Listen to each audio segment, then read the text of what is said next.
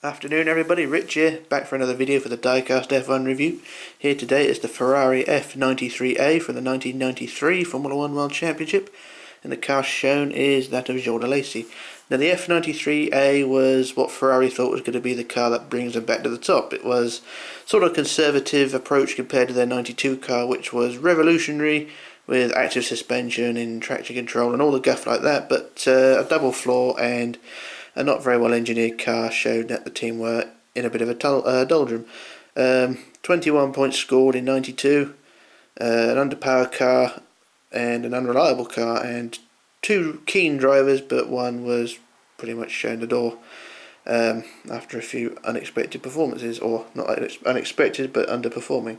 But that was 1992. 1993 the car was, like I said, a conservative approach, still with the V12 Ferrari unit in the back, of course being Ferrari, and an unusual paint scheme as well. They carried on with their usual Ferrari red, but added the white stripe for some reason, sort of harking back to the early days of Ferrari. But I thought Ferrari meant to be yellow, but there you go.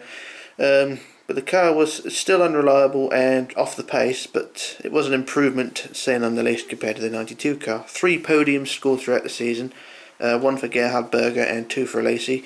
Alesi picking up the final podium of the year at the Italian Grand Prix, where he finished second place. But I think most of these podiums occurred during races of attrition, Monza being pretty much a race of attrition, with most of the cars being knocked out at the first corner. And yeah, Senna, Prost, basically all the big names from that race retired. I think it was only Damon Hill ahead of Alesi, or Damon Hill was the only front runner to finish that race. So Alesi capitalised on that one. But apart from that, the car was pretty much mediocre throughout the season. It wasn't, like I said, it wasn't till, say, Monza time and the races afterwards that the car really found its form. It's consistent points finishes for the last 3 or 4 races of the season, but of course by that time the season was over and Ferrari was still a distant 4th in the Constructors' Championship. But only 7 points more scored throughout the year. But yeah, things were definitely in a bit of a doldrum, but it did sort of bring, well, it did bring in, or Ferrari did bring in rather, Jean Todt, who was well, sort of not really the right man at the time for the job, because he was pretty much a Peugeot representative, but he took control of Ferrari, and as you all know, he turned Ferrari around. By, well, say 10 years later, Ferrari were the most dominant team in Formula 1, with Jean Todt and all his keen men around him, i.e. Ross Brawn, Rory Byrne, and all other people like that. So Jean Todt jumping in at the deep end and turned the team around. Took a little while, but of course Ferrari became what they are today. But still, the teams do struggle these days, i.e. 2014. But the 1993 car, of course, being a long way off what the team expected. Once again, using the underpowered and, well, by 93 standards, underpowered and overweight V12 engine. It really showed how unpowered this car was. When, well, for 92 at least, anyway, with the engine being underpowered, you noticed this at, say, Mexico City in 92. The Ferrari was just lagging behind and was pretty much overtaken by everybody down the main straight. But the same can't be said, or the same was pretty much for 93 as well. The car was just, teams weren't using V12s no more, was safe to say, because the Renault V10 and really the Ford V8 was vastly superior to what Ferrari could produce with their V12s. It took Ferrari a couple of years to really cotton onto that the V12 was not really a thing of Formula 1 anymore. Sounds great though when you hear a V12, especially with the old fuel system they had. The old, wasn't pump petrol, was it? It was rocket fuel they used, some really acidic fuels they used back in the day. But really did pump out a really good noise. But noise doesn't win races. And they're still moaning about noise today as well, of course with the hybrid engines, but enough about that. But yeah, the car itself was one to forget really. But anyway, onto the model itself. Now this is one of the early Minichamps models, or not say early, the earliest Minichamps models, at least Formula 1 models. The 93 car, and to find a model in as good a condition as this is pretty rare. I mean, I picked this up a couple of months ago now, but I paid £60 for it. And I don't normally pay that much money for a model, but as this one was as new in its box, the only issue with it being it was covered in dust because the window on the box had caved in, so it just needs a good clean. I turned it this way just to save the light. I do apologise for the light again, but it's dark. It is November and it's dark outside, so I'm having to use unnatural light again. But if I can get a good angle on it, sort of no, not that way. I think that way's better. Yeah, sort of getting a good angle under the light. But here's the car again, and the light really isn't doing the red any good, so it sort of shows up pink in the viewfinder. But anyway, onto the car itself. Like I said, an early Minichamps model, or the earliest Formula 1 model by Minichamps, really does show its age in some respects, because it is not massively well put together. It's quite solid, but it just feels, you know, like really delicate. You don't want to scratch it, break it, or do anything with it. You just want to touch it, because like I said, this car is pretty rare, or at least in this condition. The only issue with the model I can see is the rear wing decal here has faded really badly. It's sort of lifted and oxidised underneath, so it's gone white. But that's the only issue I can really point out. The wing mirrors are all attached, the decals are all attached, the steering is super solid, and the wings are all attached as well. But we'll do a quick look around the car. I'll lift the camera up for this bit. We'll just do a quick zoom over the nose section. We'll look around the suspension and that. So like I said, the suspension is pretty solid. We can look around the nose. And an early raised nose Ferrari as well. Got the lovely raised nose there. And look around the side pod. Look over the rear suspension.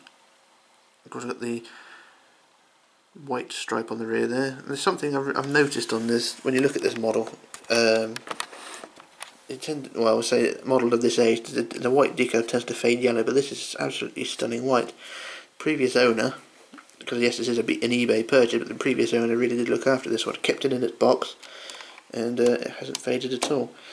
And I thank him for that. But have a quick look around into the cockpit as well. No driver in the cockpit either, so these early Minichamps models did not have the driver in. So I look straight into the cockpit, got all the detail there, a buttonless steering wheel, and a few buttons on the dash there. Can't really see the readout because it's underneath the windshield, but nonetheless it's pretty good. And you can see a little bit of dust on the bodywork as well, from where I hadn't cleaned it properly. Wing mirrors are attached as well, which are nice, and haven't broken off yet. Give it a couple of weeks and I'll probably do that. But let's look around the rear here, get a quick look at the rear. You can see nicely sculpted side pods, and all it tucks under the rear wing. And just lift the car up, no bumps on the nose. If you look into the rear here, got some nice detailing there, a bit open around the suspension there, sort of not a lot of detailing around the suspension area, but not an issue. We'll just turn over and have a gander underneath. So it's another flat bottom car as well. I'll just adjust the camera, and then we get the F93A, 118, Paul's model art, and flat bottom as well. I'll look at the diffuser, and not a huge amount of detail there, but then again, this is an early 90s car. We've got the jack rings there, and up to the rear here, up to the front, sorry, and the front suspension arm, the arm underneath. That's attached to the front. So you got the front wing pillars here, well not pillars, but where it diffuses under the front wheels. They're actually joined together by an extra spur across here, which joins both ends of the front wing together. Very fragile actually. They're pegged in the centre there. As you can see, there's a peg there which pegs into underneath of the nose, and the sort of supports the front wing a bit more. Didn't notice it at the time when I purchased this and had a good look around it, but I didn't notice this. It's actually attached. I thought this was a piece of the suspension, but it's not. It's just where it attaches to the diffusers of the front wing. So adds a bit more flexibility there, which is alright. And I'm going to drop this in a minute. There we go. Now we'll quickly have a quick nose on shot of the front of the car. And there we go. Now we look at the nose, how much it droops down. A real thing of beauty this car really is. How a Formula 1 car should look in my eyes. Wide angle, or wide track, slick tyres, wide fat tyres, narrow front wings, and a slightly wider rear wing. But the low chassis really does stand out. And it's something that Formula 1 is really trying to recreate these days, but it just looks artificial and really does not look right. Formula 1 these days is all about what should be raised noses.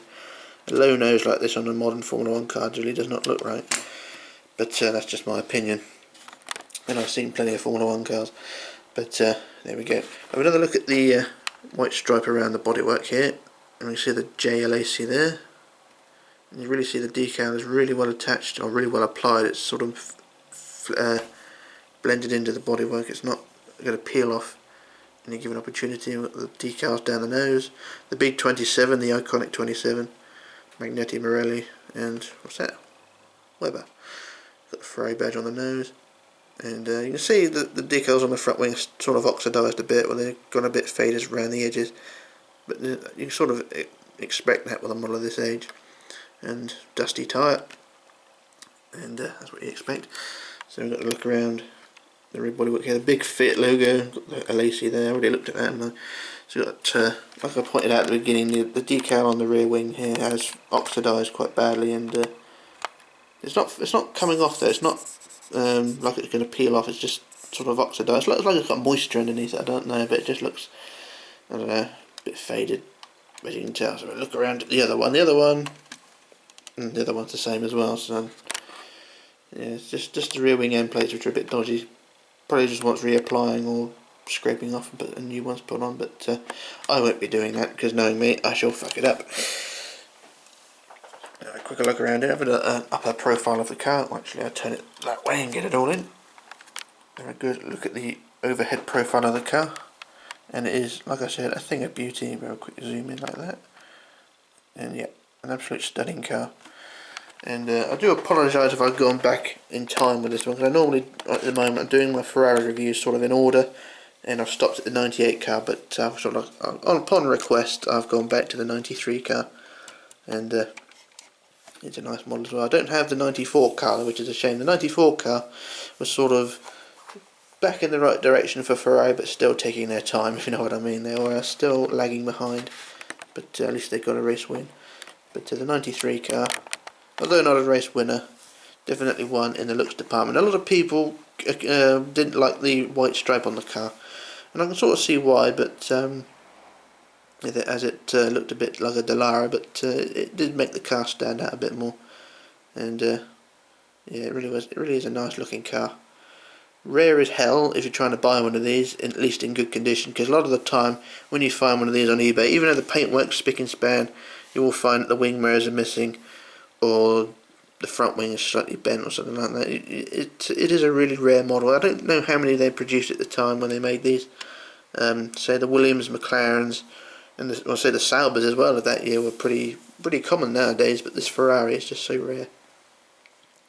And to buy one, or to find one, you know, to buy on eBay, excuse me, an eBay purchase, you're going to probably pay maybe upwards of £100 if you bid for it.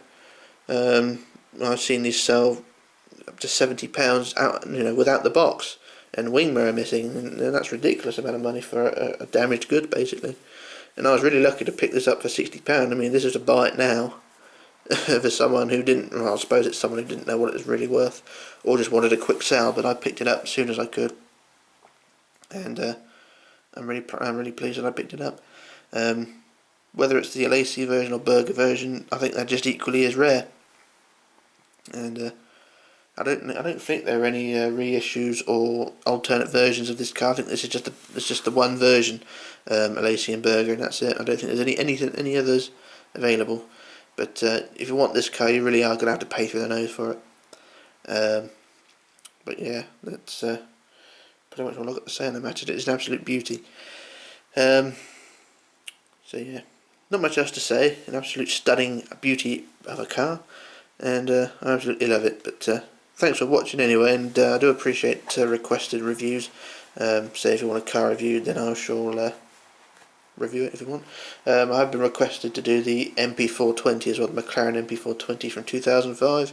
I've got that one, and I shall review that one soon, although it is the Mattel version. And I'll also try and start again the Ferrari reviews starting off with the Mattel versions. Yay! But anyway, not much else to say on this matter. This is Rich, signing off, logging off and disappearing, and I shall be back with another review. So, bye for now.